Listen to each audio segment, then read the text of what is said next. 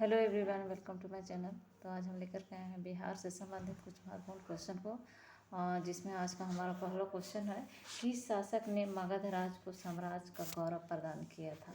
तो बिंबिसार था, जो हर्यक वंश का शासक था बिंबिसार, जिसने साम्राज्य को गौरव प्रदान किया था। मगध राज को एक साम्राज्य का गौरव प्रदान किया था बिंबिसार ने। और ये हर्यक वंश का साम्राज्य, हम हर्यक वंश का राजा था। मगध साम्राज्य सम्राट था बिंबिसार, और ये पहला बौद्ध धर्म के अनुयायी भी था। बाद में इसने रानी चेलना से प्रभावित हो गया। रानी चेलना के उपदेश से प्रभावित होकर के जैन धर्म अपना लिया था। लेकिन ये पहला बौद्ध धर्म के अनुयायी पहला राजा था हर्यक वंश का बिंबिसार, जो मगध साम्राज्य का सम्राट था। तो इसी ने मगध राज को एक साम्राज्य को गौरव प्रदान किया था। नेक्स्ट क्वेश्चन है, बिहार में किन स्थानों से काले चमकीले मृदभांड प्राप्त हुए हैं। तो काले चमकीले मृदभांड प्राप्त हुआ है बक्सर और चिरांद से। चिरांद सारण जिला, बिहार के सारण जिला में है चिरांद। तो बिहार के चिरांद से, ये सारण जिला में पड़ता है। चमकीले मृदभांड प्राप्त हुए हैं बक्सर और चिरांद से। नेक्स्ट क्वेश्चन है, बिहार में बहुत ही महत्वपूर्ण क्वेश्चन है, बिहार में तुर्क शासन का युग शुरू कब हुआ था। तो 1203 ईस्वी में बिहार में तुर्क शासन का शुरुआत हुई थी। 1203 ईस्वी में तुर्क शासन तुर्क एक बर्बर जाति थी, और बर्बर असभ्य इसको बोल सकते हैं। बर्बर असभ्य जाति थी, बहुत ही लड़ाकू था। और इसका उद्देश्य था मुस्लिम साम्राज्य की स्थापना करना भारत में। इसका उद्देश्य था कि भारत में मुस्लिम साम्राज्य की स्थापना हो। और इसने आक्रमण भी किया था। भारत में आक्रमण करने वाला प्रथम तुर्क शासक था, उसका नाम था सुबुक्तगीन, जो पहला तुर्क शासन था शासक था। 1203 ईस्वी में बिहार में तुर्क शासन का युग शुरू हुआ था बिहार में। और भारत में पहला तुर्क शासक था आक्रमण करने वाला सुबुक्तगीन, उसका नाम था। बर्बर जाति के थे, असभ्य थे, लड़ाकू थे। नेक्स्ट क्वेश्चन है, इख्तियारुद्दीन बिन बख्तियार खिलजी ने बिहार पर एक सफल आक्रमण कब किया। तो बिहार पर बख्तियार खिलजी ने एक सफल आक्रमण किया था 1203 ईस्वी में। 1203 ईस्वी में बख्तियार खिलजी कुतुबुद्दीन ऐबक का सलाहकार था, सैन्य सलाहकार था। कुतुबुद्दीन ऐबक का नालंदा विश्वविद्यालय को इसी ने जला दिया था। बख्तियार खिलजी ने ही नालंदा विश्वविद्यालय को जलाया था 1999 ईस्वी में। नेक्स्ट क्वेश्चन है, बिहार के किस स्थान पर भगवान बुद्ध के ज्ञान प्राप्त हुआ था। तो बोध गया में भगवान बुद्ध का प्राप्त हुआ था, ज्ञान प्राप्त हुआ था भगवान बुद्ध का बोध गया में, पीपल वृक्ष के नीचे। और बाद में इन्होंने सारनाथ में उपदेश दिया था अपने साथियों को। बोध सारनाथ में उपदेश दिया था, जिसको धर्म चक्र परिवर्तन के नाम से जाना जाता है। नेक्स्ट क्वेश्चन है, उत्तर नवपाषाण काल से संबंधित सामग्री बिहार के किस स्थान से मिली है। तो चिरांद सारण जिला से। चिरांद से उत्तर नवपाषाण काल से संबंधित सामग्री मिला है। नेक्स्ट क्वेश्चन है, बिहार में किसको बिहार शरीफ कहते हैं। तो उदंतपुरी को कहा जाता है बिहार शरीफ, उदंतपुरी।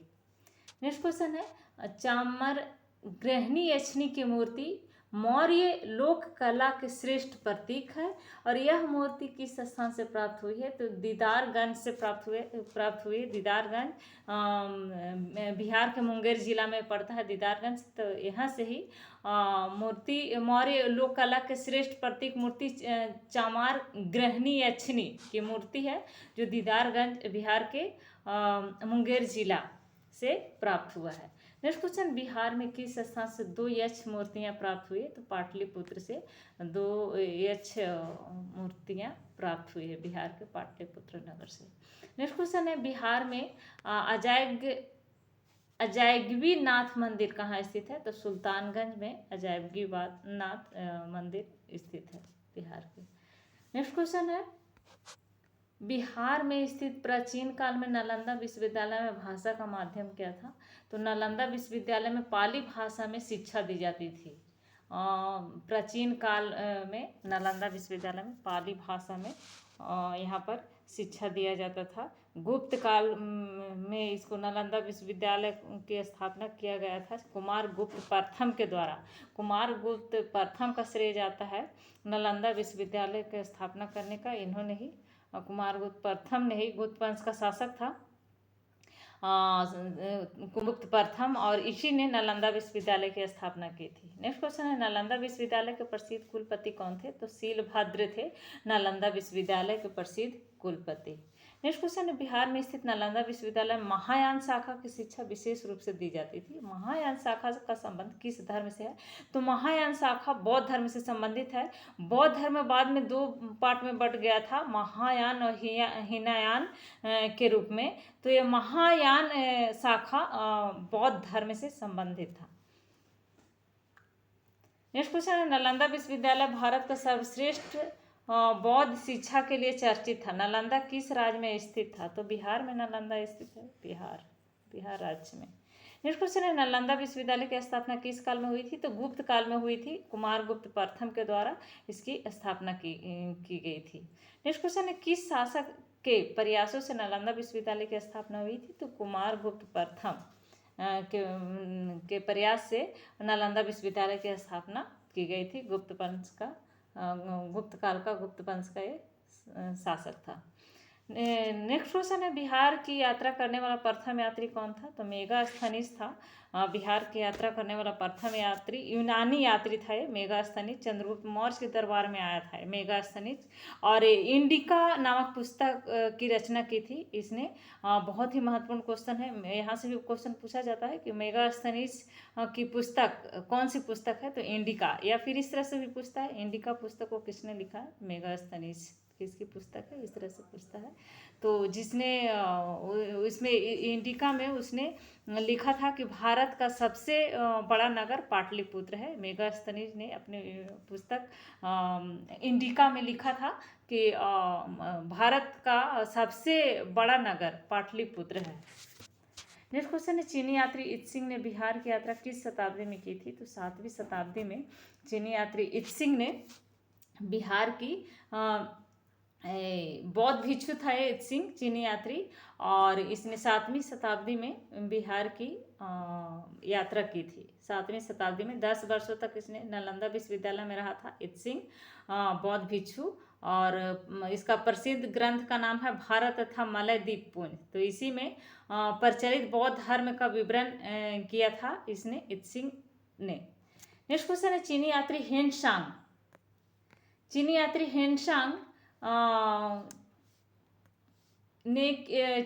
हेनसांग ने किसके शासनकाल में संपूर्ण बिहार की यात्रा की थी?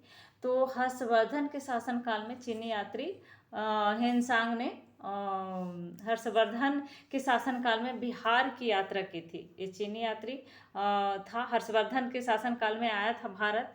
प्राचीन भारत का ये राजा था हर्षवर्धन। 606 से 647 ईस्वी तक इसका शासनकाल रहा था, हर्षवर्धन का शासनकाल। और इसमें ये हर्षवर्धन वर्धन वंश के शासक था, प्रभाकर वर्धन का पुत्र था। इनके पिता का नाम था प्रभाकर वर्धन, और इसकी राजधानी इसने थानेश्वर से कनौज बनाया था। थानेश्वर थी पहले राजधानी, उसके बाद में कनौज में अपना राजधानी को परिवर्तन कर दिया था ये हर्षवर्धन। तो चीनी यात्री हेनसांग ने हर्षवर्धन के शासनकाल में भारत आया था, हेनसांग। तो ये थे आज के हमारे बिहार से संबंधित कुछ महत्वपूर्ण क्वेश्चन। तो अगर अभी तक आपने इस चैनल को सब्सक्राइब नहीं किया है तो प्लीज़ इस चैनल को सब्सक्राइब करें, साथ में लाइक एंड शेयर भी करें। Thank you.